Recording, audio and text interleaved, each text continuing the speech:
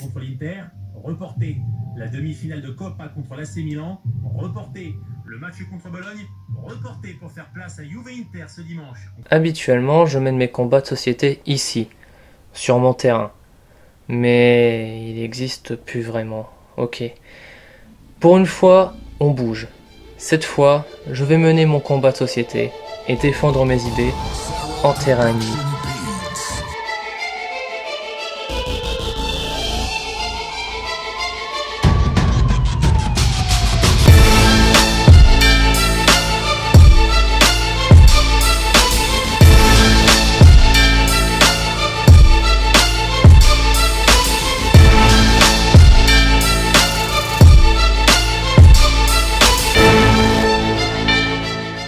Qu'est-ce que les gens aiment dans le football? Non mais, sérieusement, c'est des gars qui courent sur un terrain et marquent des buts. C'est pas si fascinant que ça.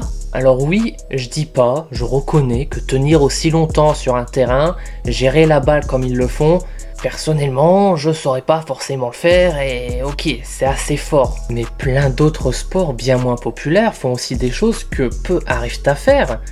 Alors qu'est-ce qui fait que les gens deviennent hystériques à la vue d'un match? Omnibulés par le match? Il s'agit peut-être d'un moyen pacifique de se battre entre pays ou régions, deux équipes qui s'affrontent pour une victoire. Les religions, le sport, la technologie, les divergences politiques. Je me demande vraiment quelles seront les prochaines raisons pour que l'homme se foute sur la gueule. Tiens d'ailleurs, anecdote historique, 1914, trêve de Noël. La guerre a cessé sur le front le temps de Noël. Ce jour-là, les soldats britanniques et allemands ont fêté Noël main dans la main.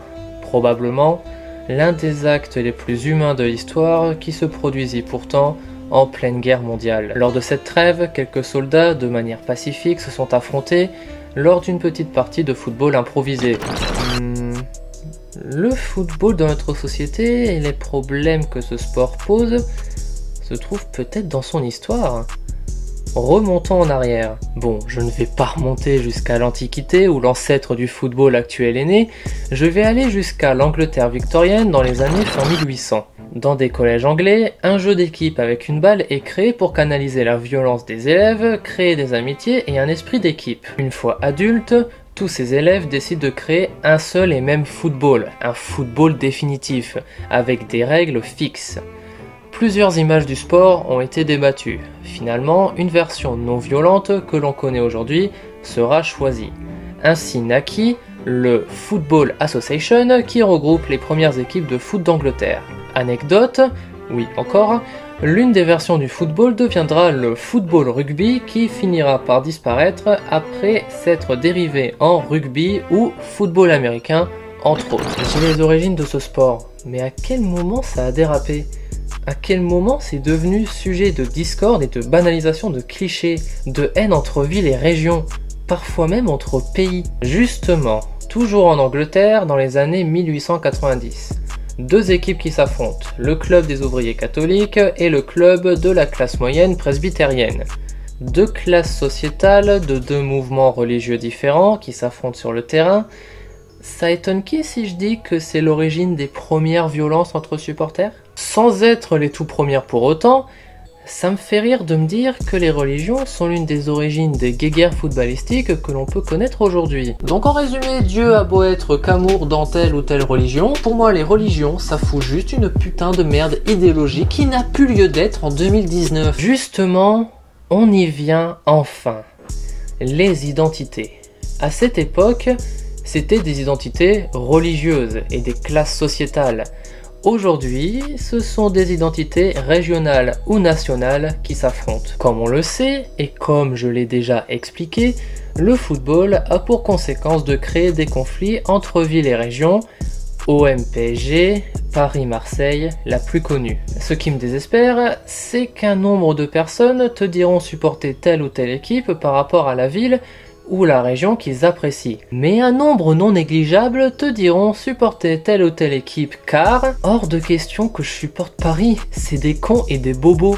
Ou bien, même pas je vais supporter Marseille, ok, ils ont une étoile et alors ça reste des abrutis finis, hein. Ce n'est bien sûr pas ma pensée, mais l'une des nombreuses phrases que j'ai déjà entendues, et pas qu'une fois malheureusement. Et je vais me répéter, mais de toute façon vous avez l'habitude, mais je rigole toujours de voir ce genre de guéguerre entre régions, quand derrière tout le monde prétend être uni pour l'équipe de France, au point de descendre dans la rue, alors que l'équipe en question est composée des joueurs des équipes régionales qui sont habituellement en confrontation. Si tu es supporter de l'OM, que penses-tu de Mbappé? Il est au PSG de base. Tu sais, l'équipe que tu peux pas blairer, bah il en fait partie. Et là, tu l'applaudis car il porte les couleurs de la France. J'ai une petite information rigolote à vous fournir. Paris et Marseille font partie de la France. Quelle est la différence? C'est pas vachement hypocrite comme comportement d'être contre lui et son équipe habituellement, mais pas là? Donc, être en confrontation entre villes et régions du même pays, c'est pas grave tant qu'on applaudit tout le monde à l'Euro ou au Mondial. Mais c'est débile! Tu peux pas prétendre être supporter français quand le reste du temps, tu tacles les Français d'une autre équipe française. C'est stupide comme comportement. En fait, non, c'est même pire. Vous me faites délirer, genre énormément, puisque les joueurs de l'équipe de France sont composés de joueurs venant d'équipes pas de France. Et après, on vient parler de fraternité, d'un pays uni, de la France victorieuse. Ben, vos pseudo-héros français ne font pas tous partie d'équipes françaises. Donc, certains Français arrivent à gueuler et dire que les gens doivent rester dans leur pays, qu'on doit garder nos talents et notre savoir-faire français. Mais alors, des talents footballistiques français qui vont dans des équipes étrangères mais reviennent en France pour les gros events, alors là, les gens y disent rien. La société est d'une logique, ça me dépasse. Alors, ils sont peut-être originaires de France, je dis pas. Mais ils ne font plus partie d'une équipe régionale de la France. Ils ne défendent plus les couleurs de la France de base. Lors de la Coupe du Monde, les joueurs sont des gars qui vont défendre nos couleurs, nos valeurs, notre pays quoi finalement. Mais les mecs qui se battent pour tout ça, hors mondial, ils défendent les couleurs d'une équipe d'un autre pays. Pour les joueurs qui habituellement sont dans des équipes espagnoles par exemple, ça se passe comment pour eux? S'ils sont français, ils ont le seum pour l'équipe espagnole dans laquelle ils sont ou... Par logique, si tu joues au Real par exemple, tu défends les valeurs du Real. Donc, c'est pas les valeurs d'une équipe française. Donc comment quelqu'un qui habituellement ne défend pas des valeurs françaises peut prétendre défendre la France? Je sais bien que c'est symbolique, mais symboliquement, les gars défendent en temps normal d'autres valeurs. Et la réponse à tout ça, elle est toute bête. Les opportunités. Ce monde n'est pas dirigé par l'humanité, mais par l'argent. Tu vas là où l'argent t'appelle, comme n'importe qui sur cette terre d'ailleurs. Un joueur ira là où l'offre est la plus alléchante. Les gars ne défendent pas les couleurs, ils défendent des entreprises. Un joueur, c'est un pion avec un talent estimé. L'entreprise qui posera le plus gros billet gagnera le pion. Le pion monte en grade, que ce soit professionnellement ou en popularité. Comme ça, 1, les gens vont vouloir le voir jouer, donc vont regarder les matchs, et surtout 2, auront une raison d'acheter le maillot à son effigie. Quel serait l'intérêt d'acheter le maillot d'un footballeur pas connu et dont tout le monde se fout? Un club de foot, c'est une entreprise. Elle doit créer des héros, une image à la marque pour qu'après les gens s'y intéressent, veuillent aller les voir, les regarder, les imiter, et tout ça passe par des goodies. Ballon, maillot, maquillage, écharpe, chanson, et j'en passe. Rajoutez à cela le nombre de téléspectateurs qui regardent les matchs, tout plein de gens qui peuvent être exposés pendant 90 minutes à des marques. Thune, thune et thune. Un enfant qui joue à être Spider-Man se sentira bien plus super-héros avec un masque en plastique et d'autres accessoires en tout genre. Tout comme un enfant qui joue au foot se sentira bien plus footballeur si il a le maillot de Mbappé entre autres. Puis ce qui est cool en France, c'est que les régions sont très différentes et historiquement, il y a des rivalités entre Français. Quoi de mieux qu'un sport populaire pour les maintenir et en créer de nouvelles? Quelques régions, surtout en bord de mer ou campagnardes, ont eu pendant longtemps de la haine pour Paris car tout était centralisé dans la capitale. Hors Paris, la France c'était compliqué et les gens ils avaient beaucoup de mal à exister. Puis Paris était une ville riche et elle l'est encore d'ailleurs. Et on le sait tous, les riches ils sont pas très populaires. Donc rivalité sociale, le pauvre contre le riche, tout comme il y a eu en 1890. C'est toujours d'actualité. Là aussi, je l'ai dit, en France, les régions sont très diversifiées. Chaque région a une identité plus ou moins forte. Va naître donc ainsi des rivalités régionales pour avoir une certaine suprématie régionale. J'en ai déjà parlé dans la vidéo sur les clichés régionaux, mais Nancy et Metz ont historiquement des rivalités. Deux villes peu éloignées, qui plutôt de foutre leur rivalité débile au musée, préfèrent la perpétuer avec le football. Comme c'est intelligent de faire ça, c'est super civilisé. Bravo!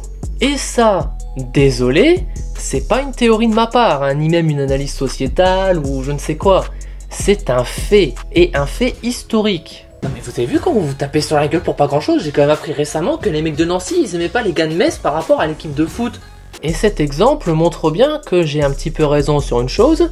Le football est une source à merde et crée ou perpétue des rivalités qui engendrent des clichés débiles et des guéguerres sociétales inutiles. Quand je vous dis que l'Euro et la Coupe du Monde, c'est hypocrite. Mais ces rivalités font le football. Sans cette haine, finalement, cette rage de victoire et de vouloir la supériorité régionale et être donc supérieur à une autre équipe, le football n'existerait pas, en tout cas pas sous cette forme. Sans football, moins d'argent, moins d'intérêt à avoir des joueurs talentueux qui assurent le spectacle. Car oui, le football est aussi un spectacle. Sans la haine et sans les trucs de ouf que font certains joueurs, tout le monde s'en ficherait du football et ça serait au final du football féminin. Non mais c'est vrai, je veux pas dénigrer le football féminin, loin de là, mais c'est moins populaire et donc par extension les joueuses coûtent moins cher, ont un moins gros salaire et le nombre bien moins important de spectateurs comparé au football masculin font qu'assurer le spectacle c'est moins important. Dans le football féminin, il n'y a pas besoin d'assurer le spectacle, ce qui se passe sur le terrain, c'est du foot et puis c'est tout. C'est d'ailleurs bête à dire du coup, mais le football féminin, c'est plus du football que le football masculin. Mais forcément, c'est moins intéressant. Si un jour le football féminin devient plus populaire, ma main coupée que le spectacle sera de plus en plus mis en avant. Faudra bien vendre les produits dérivés et possiblement ramener d'autres spectateurs. Mais au fait, attends 2 secondes, comment ça se fait que le football féminin soit si peu populaire et si différent du football masculin? Enfin, je veux dire, ils partent quand même du même sport de base. Le British Ladies Football Club a été créé en 1895, peu de temps après les premiers clubs masculins. Ah, attends, non, je suis con, fin du 19e siècle, début du 20e. Le machisme. Le machisme ultra présent à ces époques, bien plus qu'aujourd'hui, rajoutez à ça les guerres mondiales, font que les femmes, d'après les critères de l'époque, n'avaient rien à faire dans un sport comme le football, considéré comme un sport viril. Parlons du mot virilité, ce mot qui doit impérativement disparaître du dictionnaire ou au minimum être défini. Non mais le mot virilité, c'est un cancer. Il faut attendre la libération de la femme et 1980, soit il y a seulement 40 ans, pour que le football féminin apparaisse professionnellement. Et ça fait seulement que quelques années que l'intérêt médiatique de ce sport grimpe, mais extrêmement difficilement quand même. On remarque, de manière assez grossière, ça illustre bien au niveau sociétal à quel point la place de la femme est encore à travailler. Si des pseudo-passionnés de football sont pas capables de s'intéresser à leur passion quand c'est joué par des femmes, c'est pas étonnant que la femme doit passer son temps à se battre dans notre monde. Mais ça montre aussi à quel point, et ça m'attriste, l'égalité homme-femme est encore un combat d'actualité et qui est pas prêt de s'arrêter. Justement, la passion. D'où vient ce délire pour cette pseudo-passion footballistique? Je veux les origines du football en France, s'il vous plaît. L'hype autour du football date de l'après-guerre, 1920 pour être précis, où le football a été popularisé en France par... Quoi?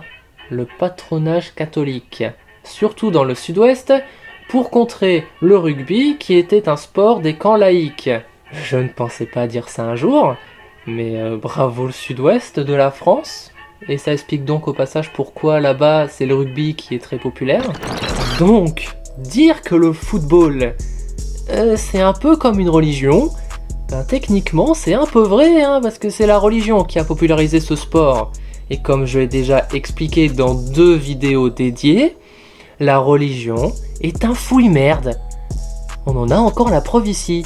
L'un des nouveaux moyens qu'a trouvé l'homme pour se taper dessus, surtout en France, c'est le football. Et comme en plus de ça, la religion, la croyance, ça te pénètre bien l'esprit, et qu'on t'apprend à croire en un dieu et pourquoi il faut y croire, si des religieux te disent « joue au foot », ben tu vas y jouer et l'enseigner à ton gamin que tu vas élever avec des valeurs religieuses où indirectement se trouve le football. À cette époque-là, la religion chrétienne et ses valeurs étant très présentes, bah ça marchait comme ça et c'est pour ça qu'aujourd'hui le football est toujours aussi présent. C'est parce qu'il fait partie de nos putains de racines chrétiennes. Cool!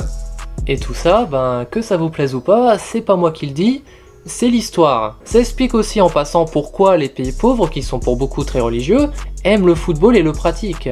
Comme dans les pays d'Afrique ou au Brésil, ben, c'est parce que la religion l'a intégré dans leur société. Tout comme en Italie ou en Espagne, 2 pays assez chrétiens où le football y est très populaire. Le football a été intégré à notre société, historiquement parlant, ni plus ni moins, pour imposer la religion chrétienne face aux athées.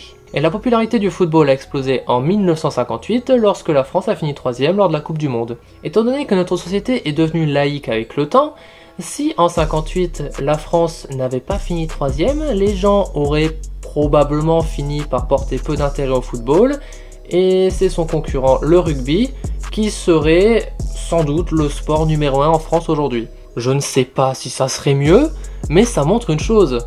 Le problème, ben, ce ne sont pas forcément les joueurs qui sont des pions, comme je l'ai expliqué, mais les supporters. Les joueurs, eux, finiront par disparaître, mais pas les supporters qui, eux, continuent de regarder leur équipe s'affronter, leur communauté se battre pour savoir qui est le meilleur et montrer que symboliquement, c'est eux qui sont supérieurs. Tant que cette rage sera là, la France sera toujours confrontée aux problèmes de clichés et de racisme régional.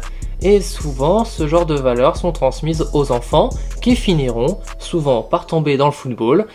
Et après, ben, ils vont le transmettre aussi à leurs enfants qui... Enfin bref, en gros, c'est un cercle vicieux. Hein.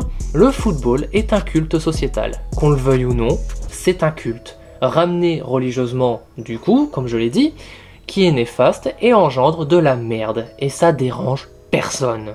Pour vous dire, le football était utilisé par des fascistes pour prouver leur supériorité face aux autres pays et faire de la propagande, notamment Mussolini. Pour conclure rapidement, le football est ni plus ni moins un culte de société néfaste qui, comme je l'ai expliqué, existe grâce à la haine que les gens ont entre eux, grâce à des rivalités, parfois historiques, qui devraient avoir disparu depuis longtemps. Sans rivalité, les gens n'auraient pas d'intérêt à se mettre dans un camp plutôt qu'un autre, donc pas d'intérêt aux équipes, donc pas d'intérêt à ce que le football, sous la forme actuelle, existe. Pour preuve, ces rivalités sont pour le moment nettement moins marquées dans le football féminin.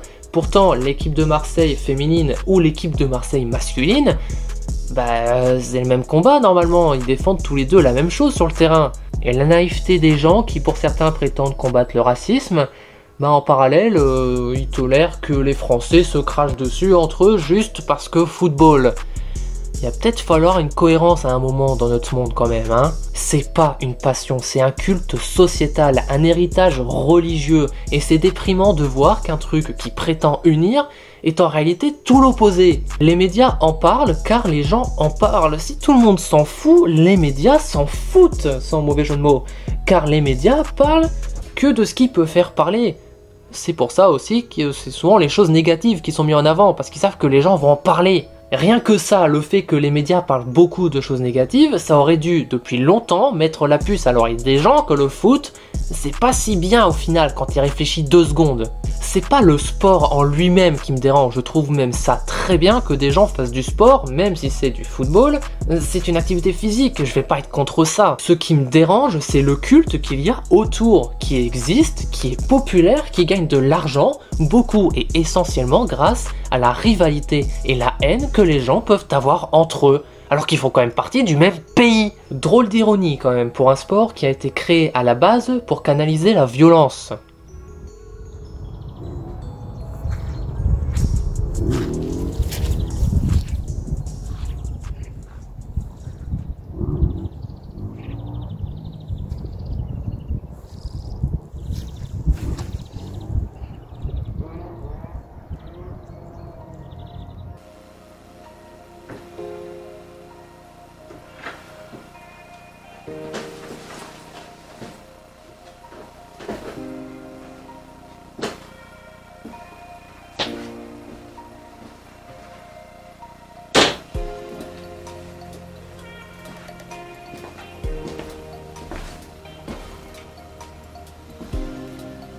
Qu'est-ce qui t'arrive, Lux?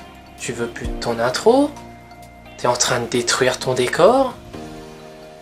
Qu'est-ce qui est en train d'arriver à Lux ouvre sa gueule? Il arrive que j'en ai marre. J'en ai marre de ce monde et des mentalités de notre société. Non mais ok, je comprends, mais ça explique pas pourquoi t'es en train de tout changer. On dirait que t'essayes de détruire tout ce qui est en lien avec Lux ouvre sa gueule. Mais non, je veux pas le détruire. Je veux juste mettre fin à la chaîne Lux ouvre sa gueule. Quoi? Tu peux reformuler, s'il te plaît? T'as très bien compris. J'envisage d'arrêter la chaîne Lux ouvre sa gueule.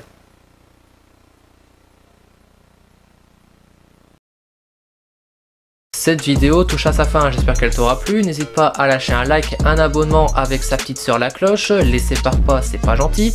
Tu peux venir découvrir ma chaîne secondaire de production en tout genre, web-séries, séries audio, émissions, courts-métrages, délires, etc. Tu peux me faire un petit coucou sur Instagram. N'hésite pas à lâcher un commentaire dans le respect des avis divergents. À la prochaine, ciao!